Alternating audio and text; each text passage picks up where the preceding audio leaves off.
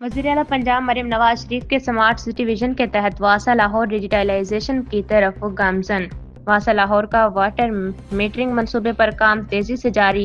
Vice chairman واسا چودھری شہباز احمد اور M D واسا لاہور غفران احمد کی زیر صدارت واٹر میٹر منصوبے سے متعلق ایک اہم اجلاس میں جوہر ٹاؤن میں واٹر میٹرز کے پائلٹ پروجیکٹ کا تفصیلی جائزہ۔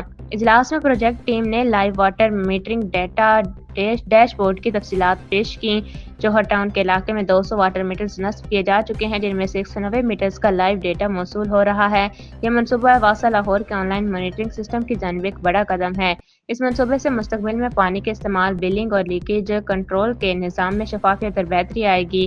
یہ پائلٹ پروجیکٹ وزیراعلیٰ پنجاب کے ڈیجیٹل ٹرانسفارمیشن ویژن کا حصہ ہے۔ اس واٹر میٹر منصوبے کو آن لائن اور آف لائن کارکردگی کا موازنہ کیا جا رہا ہے تاکہ بڑے پیمانے پر اس سسٹم کو لاگو کرنے سے قبل بہترین ماڈل اختیار کیا جا سکے۔ عوام الناس کی خدمت واسا لاہور کی اولین ترجیح ہے: وائس چیئرمین واسا۔